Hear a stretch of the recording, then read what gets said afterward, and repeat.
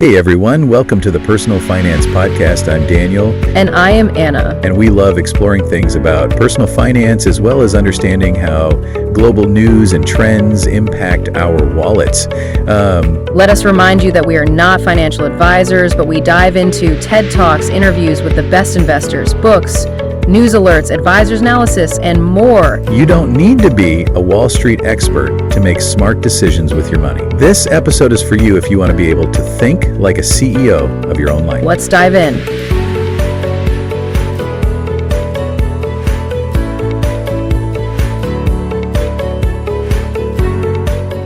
Welcome back to another deep dive. Today, we're looking at a topic that I think, for most of us, feels like a kind of happy accident. Mm-hmm. You know that feeling, you check your credit card statement, you log into an app, and suddenly there's a little pop-up saying you've got $20 in rewards. Yeah, it feels like finding money in a coat pocket you haven't worn in a year. Exactly. A nice surprise, but it's not really part of a financial plan. And that's pretty much how the banks want you to see it. A happy accident keeps you loyal, but it doesn't really put you in the driver's seat. Right. But today, we're flipping that script. We're going to look at this whole idea of getting paid to shop, but not in some gimmicky way. We're talking about the real mechanics of the cashback ecosystem. So from the credit cards themselves, all the way up to these digital stacking strategies with browser extensions like Capital One Shopping. And the goal here isn't just to save a few pennies. It's to really get the financial plumbing behind why these companies are, literally handing us money. And that why is the key part, isn't it? Oh, it's the most critical part. Because once you understand that this is not charity, it's a very, very complex system, you can stop treating it like a little bonus and start treating it like, a revenue stream. A revenue stream. I like that. But okay, before we get to the expert moves of stacking apps and all that, we have to start at the bottom, the foundation. Cashback itself. Right. It sounds so simple. I spend money, I get a tiny bit back. But it wasn't always this way. No, not at all.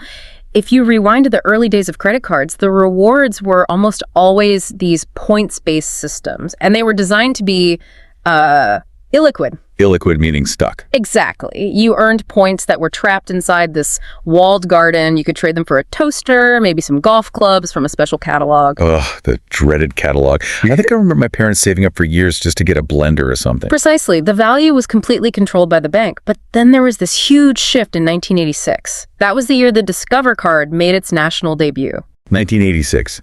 The era of big hair and apparently financial disruption. It was a massive disruption because Discover came out with this concept that was just radical for the time. Instead of points for a toaster, they would just give you cash. Real money. Liquid currency, you could use it for anything. It seems so obvious now, but that must have completely changed the power dynamic. It did. But that brings me to the question that always kind of nags at me, even as I'm getting my 1.5% back. Why? Why would a bank, an institution literally designed to make money, just give me money? It's a great question, and the answer comes down to two little words: interchange fees. Okay, break that down for me. So every single time you swipe your credit card, the merchant, the store, has to pay a fee to process that transaction. It's usually somewhere between, say, 2 and 3%. All right. That money gets split up a few ways, but a big chunk of it goes right back to the bank that issued your card. So if I buy a $100 pair of shoes, the store is only actually getting maybe $97, and my bank is pocketing part of that difference. Precisely. So when that bank gives you, say, 1.5 or 2% cash back, they're not giving you a gift. They are sharing a piece of their profit with you. They're kicking back part of their commission to make sure you use their card and not a competitor's card. Or cash.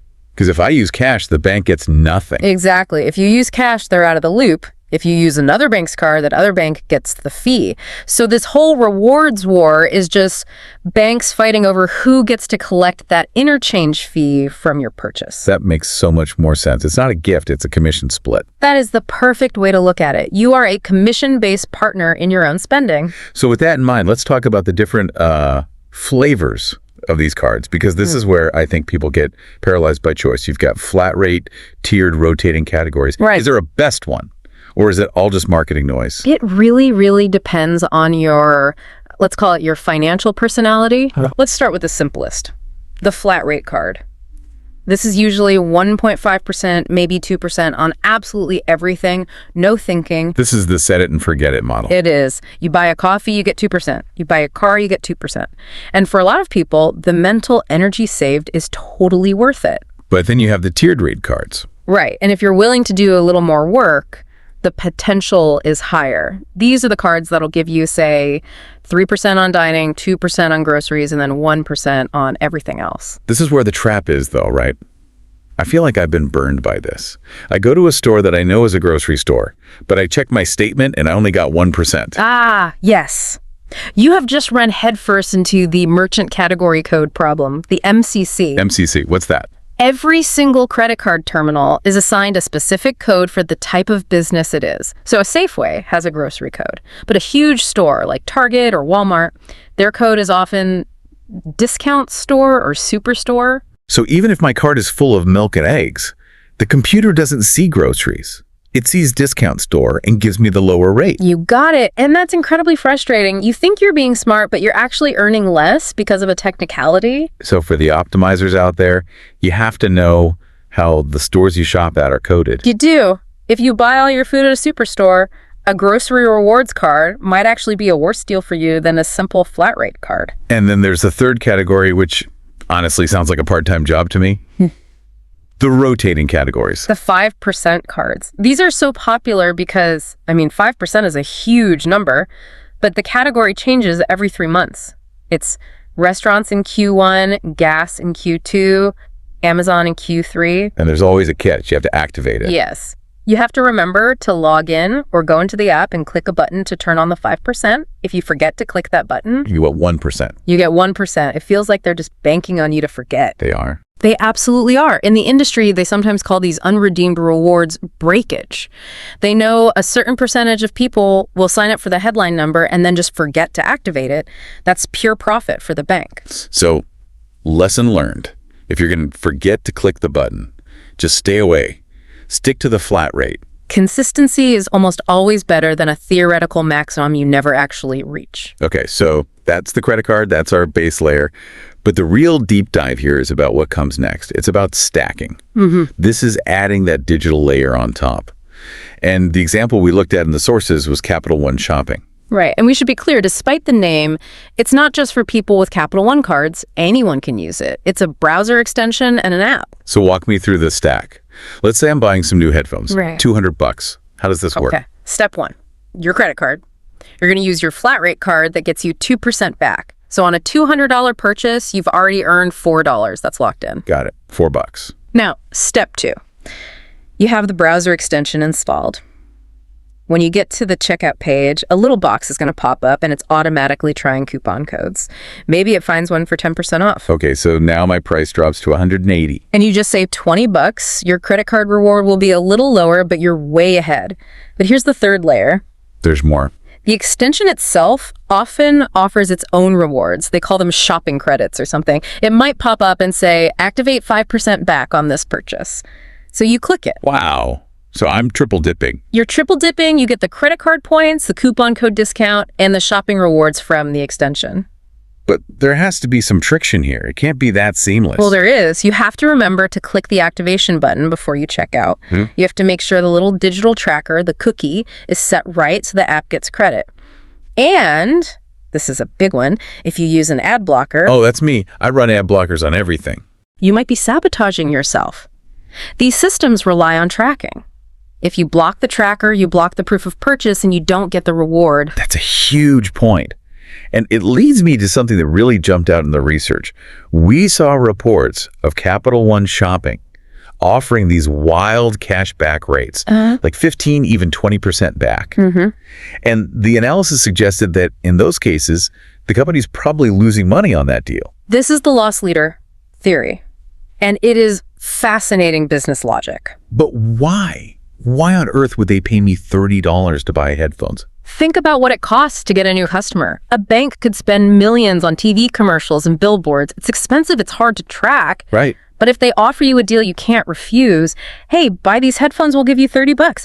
They've just acquired you as a user. You've downloaded their extension. You've made an account. You're in their system. So the $30 loss is just a marketing expense. It's a customer acquisition cost, a CAC.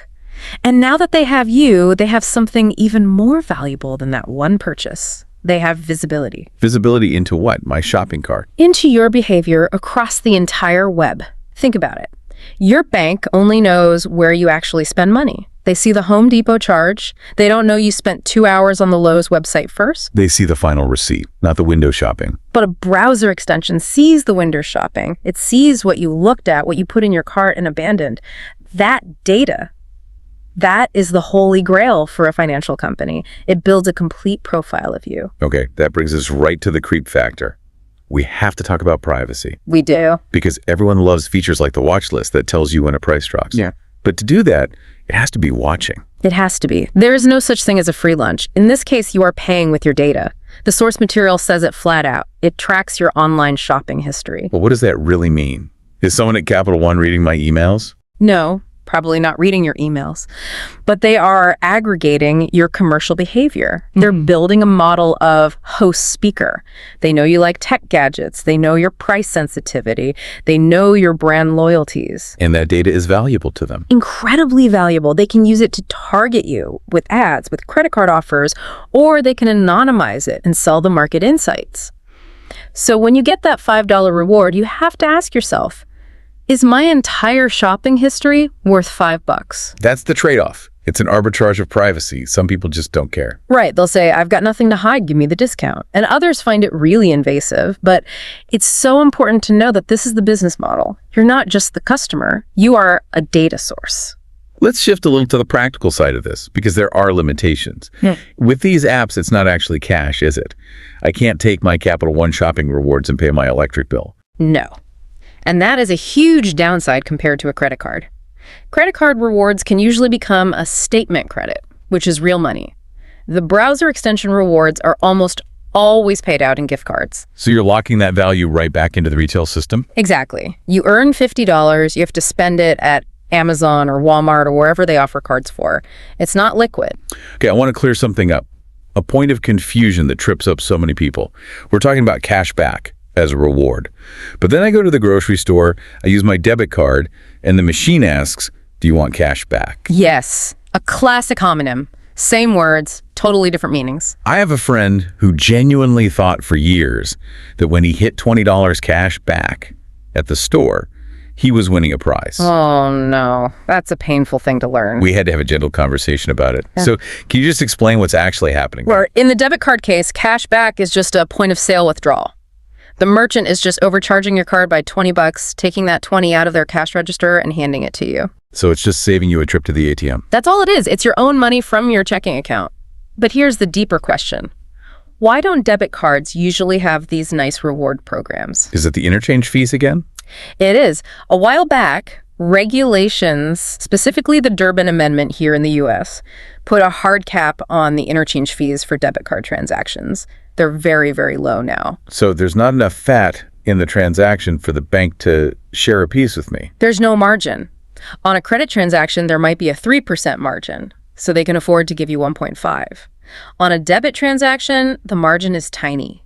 A bank would lose money on every swipe if they offered cash back. Which explains why the cashback debit card is so rare or has so many hoops to jump through. Exactly. If you see one, read all the fine print. There are probably caps or other requirements. Okay, we're getting close to the end, but we have to drop the biggest warning label on this entire strategy, the third rail. The interest trap. We can talk all day about stacking and 1.5% versus 2%, but all of that math just completely falls apart if you do one thing. If you carry a balance on your credit card. Walk us through how bad that is. It is brutal. The average credit card interest rate, the APR, is often over 20%. Some are 25% or more.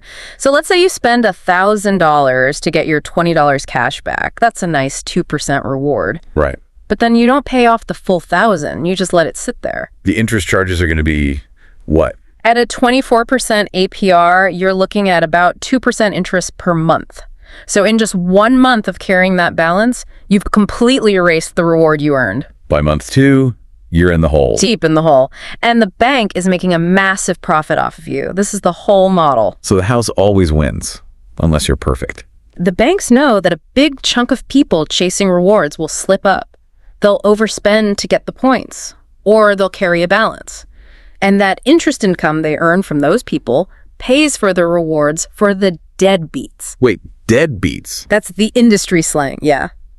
A deadbeat is someone who pays their bill in full every month and never pays a cent of interest. They call the most responsible people deadbeats. They do, because the bank doesn't make any interest income from you. They only make money on the transaction fees. You know what?